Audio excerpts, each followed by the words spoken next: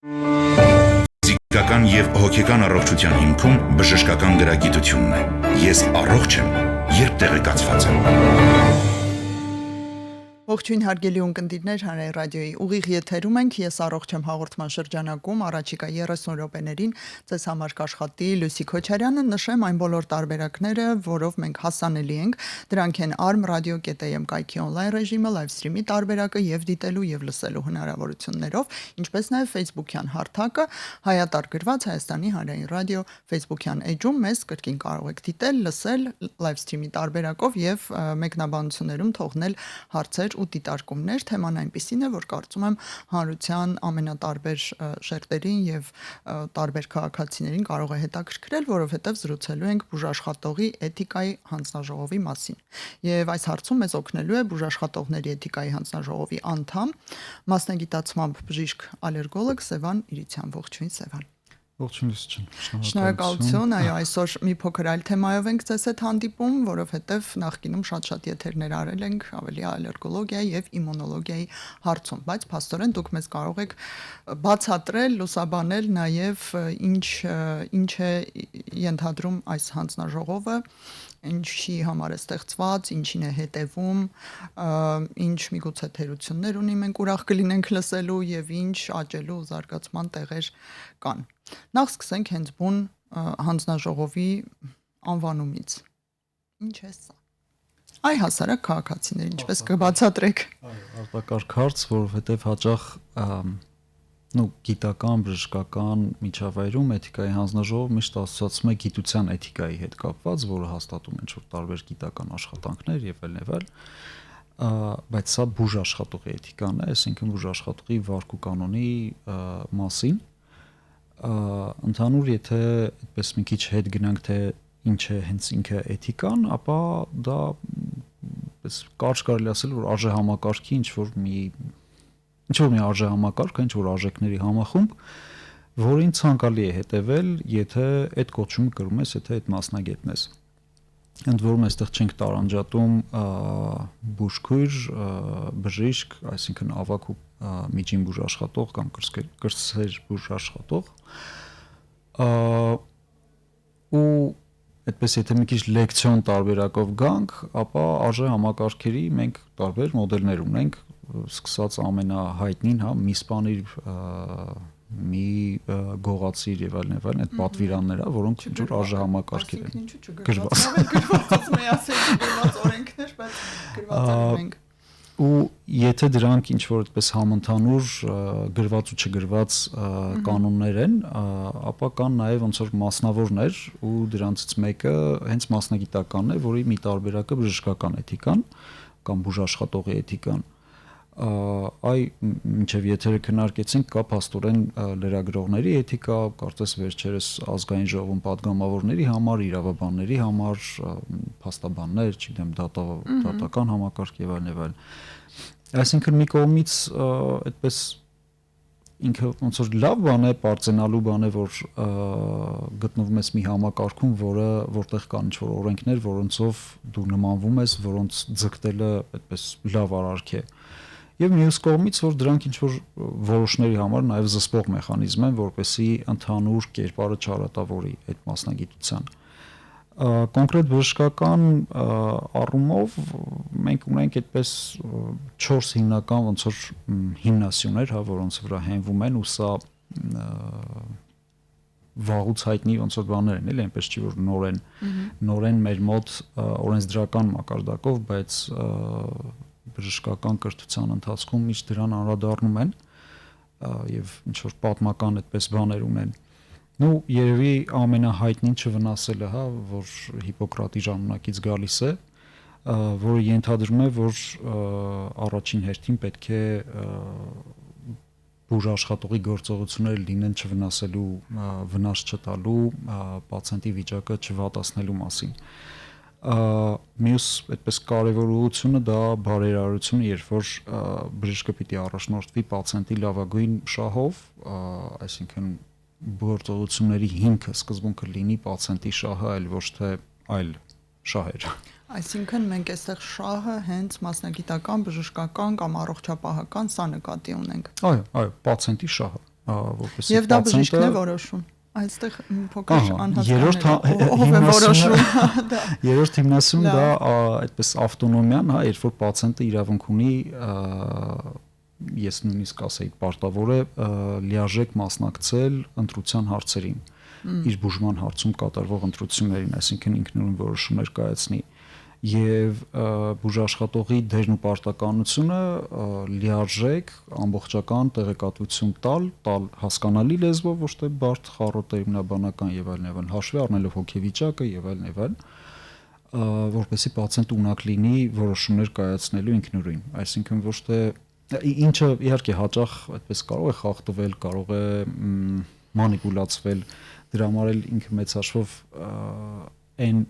տեղն է զբաղեցնում էթիկան, որը դեռ քրեական պատասխանատվություն չի, դեռ վարչական պատասխանատվություն չի, բայց դեռ նորմալ էլ չի։ Այսինքն կամակատարությունից արդեն առաջ է, բայց դեռ քրեական չէ։ Այն հատվածը, այն սեգմենտն են գրավում, եթե այդ տեսանկյունից նայենք, հա, իրավական, որ ասենք չես կարող գնալ ոստիկանություն կամ ինչ-որ մի նման կառույց բողոքել, որ վայ ինձ, չգիտեմ, վիրավորեց կամ կոպիտ խոսեց հետս կամ հաշվի չառավ իմ ցավը, աննրբանկատ օրինակ եղավ կամ այդ դեպքում միանշանակ ոչ մի վարույթ չեն հարուցի եւ այլն, բայց որպեսզի այդ կերպարը ճիշտ լինի, առաքինի լինի եւ այլն համապատասխանի, դրա համար այդ հանձնաժողովներն են գործում։ Եթե հետ գանք նորից բուն հարցին հանձնաժողովի, այն հանձնաժողովը, որ ես եմ ներկայացնում, որ ընդգրկված եմ, դա անկախ առողջապահության նախարարությանը կից, բայց անկախ մարմին է, չի ենթարկվում առողջապահության նախարարությանը, բացառապես հասարակական հիմունքներով, բայց պետական որոշումով, հա, կառավարության որոշումով ձևավորված հանձնաժողով է, որտեղ անդամները ոնց որ անդամ են դառնում ընտրության միջոցով, քննություններս հանձնում, ոնց որ պետաշխատող այդ օրենքների կարգ ու կանոնի մնացածի բավական խիստ քննություն իմ համար է զվարուց այդպիսի քննություն չէի տեսել, որ չգիտեմ վարչապետի աշխատակազմով գոհեք, այսինքն այնտեղ է ձևականության համար չէ այս պահին ստեղծվել եւ գործում է հանձնաժողովը։ Մենք քաղաքացիներս կարող ենք վստահ լինել այս հարցում։ Հա, ու հաճախ են չի ասում, դե լավ մի ձևական, որ անուն ունենա եւ մենք իմանանք դիմելու տեղ ունենք, դրա համար է ստեղծել։ Եթե անկեղծ լինեմ, առանձնակի ոչ մի գրավիչ բան չկա, որտեղ հասարակական հիմունքներով աշխատանք է, քչերը կհամաձայնեն դրան եւ բավական ռեսուրսատար է, մյուս կողմից ոնց որ քո բանուգործը հենց հայտնվել այն հարաբերությունների արանքում, որոնցում երևի այդքան էլ հաճելի չէ կամ շատերը չէին ուզենա այդ դերում լինել, որտեղ գրեթե բոլոր գործերը դրանք մեր գոլեգաների հետ կապված գործեր են, բուժաշխատողների բնականաբար, եւ հաճախ ինչ որ այդպես դրական էմոցիաներ չես ունենում։ Չորրորդ հիմնասյուն կա մենք կարծես չանդրադարձ։ Եվ չորրորդը դա արդարությունը, այսինքն բժշկական ռեսուրսների ճիշտ բաշխում, որը երևի ավելի շատ առողջապահության կազմակերպմանն է վերաբերում, այլ ոչ թե առանձին անհատի։ Այսինքն մենեջմենթի դաշտից է այստեղ։ Ու դա բազմաթիվ իրավիճակներում կարող է դրսևորվել ցավոք, չգիտեմ, արտակարգ իրավիճակներ, որ պացիենտների հոսքը մեծ է, օրինակ կովիդը, պատերազմը, չգիտեմ, ինչ-որ տարերային աղետներ կարող են լինել, բայց սա զուտ ադմինիստրատիվ եւ կազմակերպչական կամ նույնիսկ տնտեսվարական հարց չէ, ինչու է մտնում հենց էթիկայի հանձնաժողովը, որտեղ անմիջապես վերաբերվում է պացիենտի առողջությանը, օրինակ հիշեք կովիդի ժամանակ սահմանափակ ռեանիմացիոն մահճակալներ կային, ում տալ, ում վիճակը ավելի կարևորել, առաջնահերթ համարել, եթե հիմա ցավոք գիտեք բարբերաբար ինչ որ դրամահավաքներ են կատարվում, որտեղ կա ինչ որ մի բուժման մեթոդ, որը կամ Հայաստանում չկա, կամ կա, բայց բավական թանկ է, ի վիճակի չեն մարդիկ օգտվելու, եւ ինչ որ մեկը կարող է իրեն թույլ տալ, ինչ որ մեկը չի կարող, նաև այդ բաշխումների դրանց մասին, եթե առողջապահական համակարգը որևէ ազդեցություն ունի այդ պահին դրա վրա։ Նույն օրինակ հիմա ապահովագրության համակարգի ներդրումը, որ որոշակի դժգոհություններ առաջացնում էր, բա եթե ես այդ ծածկույթի մեջ չեմ ընկնում, ինչ պիտի անեմ եւ այլն։ Այսինքն առաջնահերթություններ, նախընտրություններ եւ այստեղ էլի կարող են առաջ գալ նույնիսկ բարոյաթիկական եւ արդարամտության առաջ են գալիս, այո։ Եվ այստեղ գիտեք ինչն է հետաքրքիր, որ երբեք չի լինում ինչ որ հստակ գծած գիծ, հստակ գծած ինչ որ վարվելակարգ ձև, որ այդպես ամենաիդեալականն է։ Այ նշեցիք որ բժիշկը պիտի հետևի պացիենտի լավագույն շահին, բայց շատ հաճախ մեր առօրյայում էլ նկատում ենք, որ պացիենտի շահը կարող է հակասել իր ավտոնոմությանը։ Այսինքն ասում ես կա այս երկու մեթոդը, այս դեպքում դու կգնաս սկրինինգի կմասնակցես ու եթե խնդիր ունենաս դա վաղ կհայտնաբերվի եւ այլն, պացիենտն ասում չեմ ուզում, դե բնականաբար չես կարող ստիպել։ Բացատրել ես ամբողջը եւ այլն, չգիտեմ, նույն ծխելու հետ կապված բացատրում ես, ասում ես որ վտանգավոր է եւ այլն, բայց չես կարող դեռևս չես կարող ստիպել չծխել։ Այսինքն վերջին խոսքը այսպես թե այնպես անել թե չանել, հետևել ուղղորդումներին թե չէ, բժշկից այնքան էլ կախված չէ։ Այո։ Եվ այս հիմնասյուները ակամայից իրար հետ կարող են կոնֆլիկտի մեջ լինել։ Իհարկե։ Ավելի շատ դա է ուզում ընդգծել, որ երբեք այդպես բալանսավորված իդեալական իրավիճակ չի լինում։ Եվ դուք փաստորեն յուրաքանչյուր case-ին, ինչպես ասում են հիմա, այսինքն յուրաքանչյուր հարուցված գործին, ոչ իհարկե քրեական իմաստով, ստիպված եք անհատական մոտեցում ցուցաբերել, մանրամասնել, համեմատականներ տանել եւ չկա ինչ որ հստակ կետերով, ինչպես օրինակ օրինագծերն են կամ օրենքներն են, չկա այդպիսի բան չեք հետևում։ Չէ, ամեն դեպքում կան կառավարության որոշում կա բուժաշխատողի էթիկայի վերաբերյալ, թե ինչպիսին այն պիտի լինի։ Խիստ են դրանք ըստ թե բավականին հանդուրժող միջազգային ընդունված նորմեր են, որևէ արտասովոր բան չկա։ Հետանիվ չեք օրինել։ Այո։ Ես անձամբ չեմ մասնակցել այդ նախագծի պատրաստմանը, բայց համամիտ եք եւ միաբան եք։ Այո, դրանք են ինչ որ մենք օրինակ բուհում սովորել ենք, եթե չեմ սխալվում, մի ամբողջ սեմեստր էթիկայի վերաբերյալ առարկա կար, ու դրանցով կարգավորվում են։ Ուղղակի դրանցում հիմնականում այդպես մի քիչ լայն են նշված եւ որոշ դեպքերում հանձնաժողովների կարիքը լինում է, որպեսզի ավելի մեկնաբանել, քննարկել, բացատրել ու ես հավատացած եմ, մենք միշտ նշում ենք, որ հանձնաժողովի դերը պատժիչ չի, այլ այդ ամենը օգնելու, խորհրդատվական լինելու, ուսուցանելու եւ այլն։ Հանձնաժողովի կազմում ունենք 2 բժիշկ մասնագետ, 2 իրավաբան, 1 հոգեբան եւ 1 պացիենտների շահերի պաշտպանության, ՀԿ-ի անդամ, ոնց որ դրանք ամրագրված։ Իսկ մասնագիտությամբ էլի բժիշկ է, օրինակ պացիենտների շահերը ներկայացնող անձը։ Չէ։ Դա ինքնին չէր լինի, որտեղ արդեն շահերի բախում կունենար, բժիշկը չի կարող շահերի պաշտպանությամբ զբաղվել։ Մենք 2 հարց ունենք շատ հետաքրքիր լսարանի կողմից, ուրեմն մեկը վերաբերում է բժշկի բուժաշխատողի հագուստին եւ արտաքինին, չեք հավատա։ Հետևում եք արդյոք բողոքներ լինում են թե ոչ, ինչ որ կերպ ամրագրված է թե ինչ արտաքին ներկայանալի տեսք պետք է ունենա։ Պլյուս ջան, գիտեք, արտակարգ հարց է, քանի որ բուժաշխատողների կողմից եւս էթիկան շատ հաճախ խառնում են քաղաքավարության կամ, չգիտեմ, ինչ որ նմանատիպ ինչ որ նորմերի հետ, համընդհանուր նորմերի, չգիտեմ, սիրուն հագնվել կամ բաց չհագնվել կամ ինչ որ նմանատիպ բան։ Այո, իհարկե, եթե դա որևէ կերպ հնարավոր լինի ապացուցել, չափել, որ դա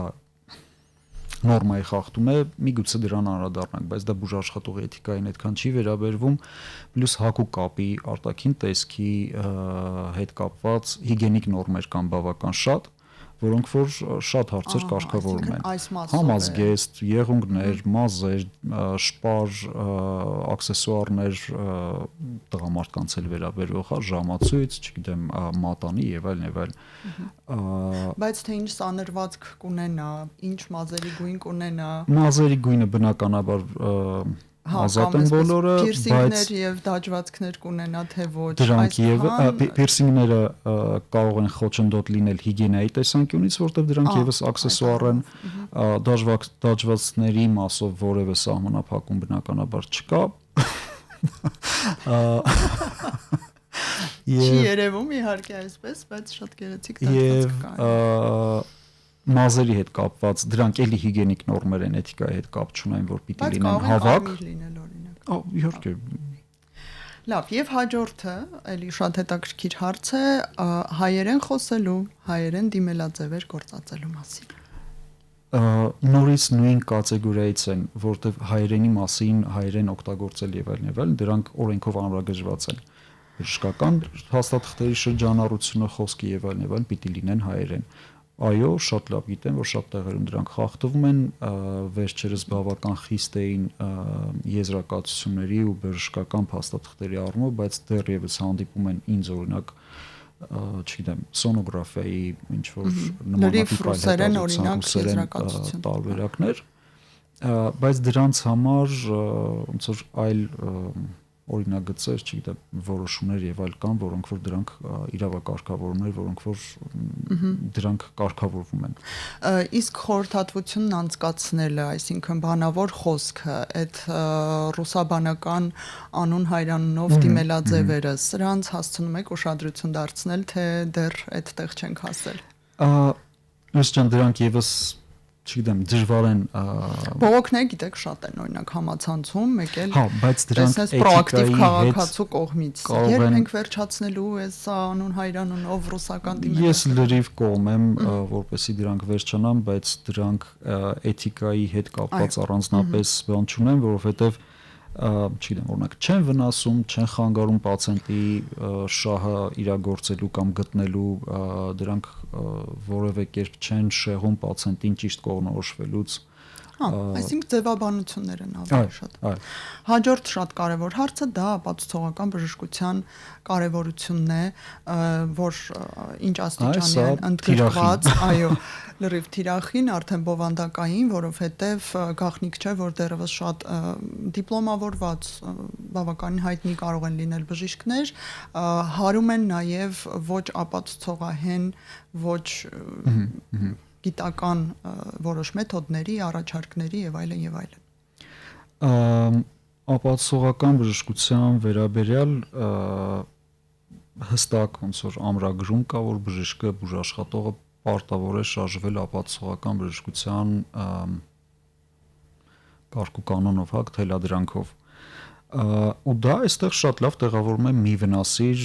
ոնց որ սկզբունքի մեջ, որ եթե կիրառում ես ոչ ապացուցողական, այսինքն չգիտես ինչ կլինի արդյունքը կամ քո իմացածը բավարար չի, որ դու վստահ լինես, որտեվ միգուցե քո փորձով 1-2 դեպքում եղել է, բայց դա չի համարվում ապացուցված,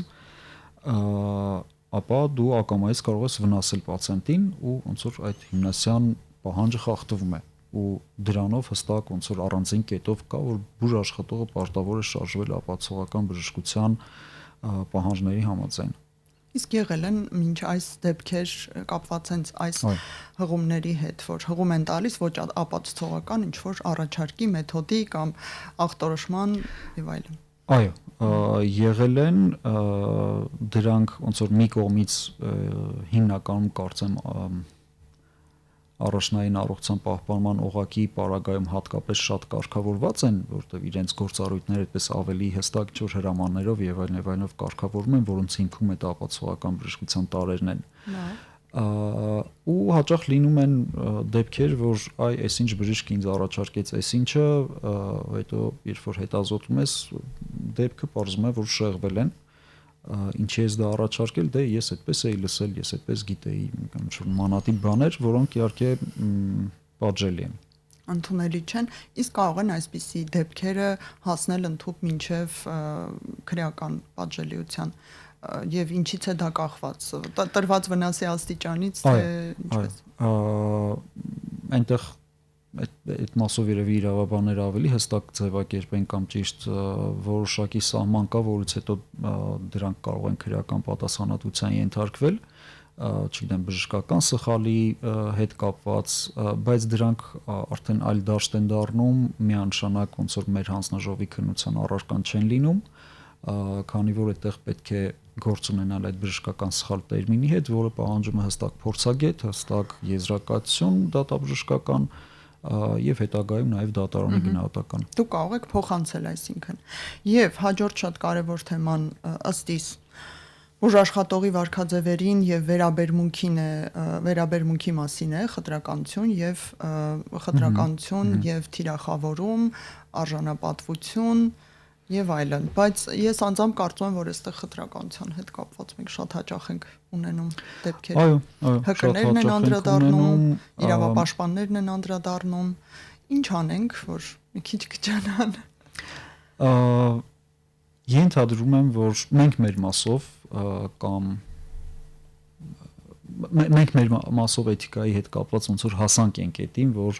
էթիկայի դասընթացները բժշկի բուժաշխատողի ավելի ճիշտ 5-ամյա այդ կրեդիտներ հավաքելու պարտադիր փուլի մեջ ունեն ֆիքսված արժեք, այսինքն 10 միավորը պիտի լինի էթիկայից։ Ու դա ոնց որ ամրագրված է, կապ չունի, դու ինչ մասնագետ ես, պիտի այդ կուրսը անցնես։ Բնականաբար ոնց որ ցանկացած կուրս կարող է շատ այդպես մակերեսային անցնել, որևէ բան չքաղել այդտեղից, բայց ամեն դեպքում տեղեկատվությունը, հասանելիությունը ամեն ինչ ապահովված է, կան մասնագետներ, կան կազմակերպություններ, թե պետական, թե մասնավոր ոլորտից, ովքեր որ այդ կրթությունով զբաղվում են, իրավունք ունեն այդ սերտիֆիկատները շնորհելու։ Դրանից բացի բազմաթիվ հարթակներ կան, որտեղ կարելի է հատկապես հիմա AI-ի դարաշրջանում դրանք շատ արագ կազմակերպել, սովորել, բայց երևի թե խնդիրը զուտ գիտելիքը չի, այլ այն փոփոխությունը, որը պետք է մտքի մեջ գա, որ մարդու մեջ ինչ-որ բան փոխի, որովհետև մեծ հաշվով կառավարության որոշում մի քանի թերթ է կարելի է վերցնել, կարդալ ու տիրապետել այդ ամեն ինչին, բայց այ պրակտիկայում քեզ բռնացնել այն մտքի վրա, որ այս մեկի կրոնը դուրս չեկավ, այս մեկի հակու կապը են, մեկի, չգիտեմ, սեռական կողմնորոշումը, սեռը կանանց նկատմամբ շատ է եւ նմանատիպ այլ պարագաներ, այն որ դու քեզ կարողանաս դրա վրա բռնացնել, հասկանալ, որ դա խտրականություն է, նույնիսկ եթե դու չես արտահայտել դա, եւ ակամայից դա կարող է քո որոշումների, բժշկական որոշումների վրա ազդել, դժվար լինես որևէ կերպ վարվելու արդեն։ Այսինքն այստեղ բուժաշխատողները, այդ հանրույթը խնդիր ունի ոչ թե տեղեկություն գտնելու, պեղելու, ինչ որ հասանելիության, այլ ցանկության ի վերջո հետ։ Այո։ Ցանկության։ Լավ, ինչու այդքան երկար տարիներ բժիշկները սովորում են, ուսանողները սովորում են, որպեսզի դառնան բժիշկ։ Այ միթե հնարավոր չէ յուրաքանչյուր տարի պարտադիր կարգով կարծես փոխել նաև մտածողությունը, որը մարդիկ իհարկե ստանում են ընտանիքներում, բակերում, հարազատ բարեկամների շրջանակում, մենք սա հասկանում ենք։ Ավելի հեշտ չէ միանգամից ուսանողներին սովորեցնել։ Իհարկե հեշտ է եւ այդ process-ը կատարվում է, ուղղակի էլի այդ նույն կետին են գալիս, որ որպես գիտելիք, որպես սովորելու նյութ, դրանք առկա են, կատարվում են խորհրդային ժամանակում են եղել, չնայած որոշակի փոփոխությունների ենթարկվել են եւ ենթարկվելու են, քանի որ հասարակությունն էլ է փոխվում ու ամենապարզ օրինակի հիշեք, այդպես երևի պատմականով այլ կերպ դժվար խորհրդային ժամանակում բժշկի կերպարը, որ երբեմն նույնիսկ պացիենտը վեր կենար տեղից, երբ որ բժիշկը պալատ էր մտնում, ինչը նորմալ էր համարվում։ Հիմա դա բնականաբար դա նորմալ չի եւ այդ փոփոխությունները հեշտ չեն տրվում որոշ սերունդների, որոշ դեպքերում դրանք հարթ չեն ընթանում ու ունենում ենք այն խնդիրները, որոնց կարգավորման համար այդ հանձնաժողովներն են ձևավորվում, որոնք կարող են նաեւ օրինակ հիվանդանոցի կազմում եւս ձևավորվել եւ իրենք իրենց սպասարկման որակի այդ Համար ինքնուրույն էլ զբաղվեն։ Իսկ նկատում եք դրական միտում, որ օրինակ ավելի նոր սերնդի բժիշկները, նորավարտները, ոլորտ մտնող երիտասարդ մասնագետները ավելի ուժեղ են այս թեմայում, ավելի լավ են իրենց դրսևորում։ Որոշակի զգուշ օպտիմիզմ երևի հայտնեմ, բայց ինչքան որ հասարակությունն է փոխվում, այդքան էլ առանձին անհատներն են փոխվում մասնագիտական ոլորտներում ու մի մեծ խնդիր այդ տեսանկյունից այո չնեղանան երիտասարդները, բայց ժամանակակից սոցիալական այդ հարթակների պարագայում, երբ որ մասնագիտական գովազդները բավականաչափ զարգացած են, ակտիվ դրանք գնում են եւ տալիս են իրենց արդյունքը, հետեւաբար դրա համար են ակտիվ։ Շատ դեպքերում այդ սահմանները պահելը բավական դժվար է դառնում։ Ինչպես անես չփնովես, ինչպես անես, որովհետեւ դրանք էլ հստակ ամրագրված են բուժաշխատողի էթիկան միայն բժիշկ-պացիենտ հարաբերությունն չի։ Դա նաեւ կոլեգիալ սոլիդարություն եւ այլն։ Իսկ երբ որ այդպես շուկայական հարաբերությունների է հասցված, թե ոնց անեմ շատ պացիենտ ներգրավեմ գործի մեջ, ակամայից կարող են որոշակի իրենց առավելությունները ընդգծել էթիկ եւ ոչ էթիկ տարբերակներով, ոնց որ այդ բացասական կողմերին շատ չանդրադառնանք, բայց դրանք եւս ակտիվ կարգավորման կարիք ունեն, որովհետեւ բողոքների մի զգալի զանգված նաեւ գալիս է այդտեղից, որ սոցիալական հարթակներում իրար հետ լավ չեն հաղորդակցվում կամ այստեղ ինձ մի բան խոստացավ, այնտեղ ուրիշ բան ստացվեց, ես իրեն որպես լավ բժիշկ էի ճանաչում, բայց պարզվեց դա գովազդներ միայն նմանատիպ ինչ-որ բաներ։ Գովազդի թիմը շատ լավ էր աշխատել, իսկ ինքը բոլորովին մարքեթինգային թիմը լավ էր աշխատել։ Ու դրանք միանշանակ կարգավորման կարիք ունեն, բժշկական հասարակությունը եւս զգում է, որ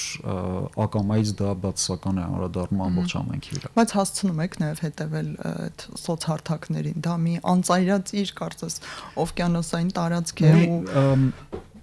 որպես թե եթե բողոք լինում է, արդեն ընթացք եք տալիս, եթե ոչ ոչ։ Մենք ինքներս եւս կարող ենք նախաձեռնել, ցավոք, եթե ինչ-որ աղմկահարույց դեպք է լինում, այսինքն հա այդ տերմին ինքնին արդեն եթե աղմուկ բարձրացավ մեզ էլ կհասնի, այդքան հեռու չենք։ Հա, եւ արդեն քնում ենք։ Դրանց կարող ենք անդրադառնալ, բայց երբեմն շատ դժվար է լինում այ եթերից առաջ խոսում ենք տարանջատելու, թե սոցիալական հարթակում մասնագետը իր մասնագիտական էթիկային պիտի ենթարկվի, թե չէ, այսինքն Սևանը ժամ 6-ից հետո Facebook-ում դեռ բժիշկ է, թե բժիշկ չէ։ Պիտի բժշկի վարվեցողությանը հետևի, թե չէ։ Այդ առումով որոշակի տարաձայնություններ կան ու հիշենք, որ խոսքը գնում է այն դեպքերի մասին, որոնք որ դեռ դատարան չեն կարող գնալ։ Այսինքն ինչ-որ նվազ կարևորության բաներ են իրավական առումով, բայց հանձնաժողովի եզրակացությունը հանգիստ կարող է բողոքարկվել դատարանում, այդ պարագայում պիտի ոնց որ ավելի պատրաստված լինել, ավելի լավ հիմքեր ունենալ որևէ եզրակացություն անելու, որևէ բան նախաձեռնելու։ Իսկ նման հանձնաժողովները կարող են պահանջել շատ ավելի գործնական եւ շոշափելի փոփոխություններ այդ մասնագետի մասնագիտական կյանքում։ Դա կլինի օրինակ հաստիքի իջեցում, կրճատում, ժամանակավոր հեռացում եւ այլն։ Այս պահին դրանք այդ գործիքները չկան եւ հանձնաժողովը կրում է խորհրդատվական ոնց որ բնույթ այդ որոշումները եւ առաջարկները ներկայացում են կոնկրետ դեպքի վերաբերյալ նախարարին, նախարարը տալիս է իր հանձնարարականները, որոնք չգիտեմ ինչքանով կարող են կատարվել կամ չկատարվել, բայց այդ 27 թվականից երբ որ բժիշկների անհատական լիցենզիաները սկսեն գործել, այդ դեպքում արդեն օրենքով կարելի է որոշակի խախտումներ արձանագրելուց հետո ինչ որ ժամանակահատվածով դադարեցնել լիցենզիան։ Անհատական լիցենզիաները գործեն, այսինքն սա որակապես նոր բան է, թե վերափոխում է հնի մի փոքր։ Չէ, որակապես նոր բան է, որովհետև նախկինում բուժհաստատություններն էին ստանում լիցենզիաներ եւ դու ստանում ես դիպլոմ եւ չգիտեմ ինչ-որ շատ կոպիտ խախտումների այ բժշկական սխալ, քրեական եւ նման պատասխանատվություններից հետո կարող է զրկեին բժշկական գործունեության իրավունքից ինչ-որ ժամանակով, Հիմա ավելի ոնց որ པարզ հասարակ գործիքներ են ստեղծվում, որ եթե դու չհավաքեցիր որոշակի կրթական միավորներ, եթե դու ինչ որ խախտումներ թույլ տվեցիր եւ այլն, քննությունները չհանձնեցիր, կարող ես զրկվել կամ դադարեցնել ինչ որ ժամանակով լիցենզիան։ Անկախ նրանից թե ինչ հաստատությունում ես, մասնավոր, ազգային կենտրոն, առողջապահության նախարարությունից եւ այլն։ Առանց լիցենզիայի մասնագետ կազմում օգտագործելու համար կենտրոնը դուժիկ է ենթարկվի, բնականաբար ոչ մի գործատու չի ուզենա։ Շատ շնորհակալություն, կարծում եմ հետաքրքիր էր եւ կարեւոր բուժաշխատողների էթիկայի հանձնաժողովի անդամ բժիշկ Ալերգոլոգ Սևան Իրիցյանի հետ զրուցեցինք, ձեզ համար աշխատեց Լուսիկ Քոչարյանը, հուսամ մեկ այլ լավ հետաքրքիր թեմայով եւս կհանդիպենք։ Ցտեսություն բոլորին։ Ֆիզիկական եւ հոգեկան առողջության հիմքում բժշկական գրագիտությունն է։ Ես առողջ եմ, երբ տեղեկացված եմ։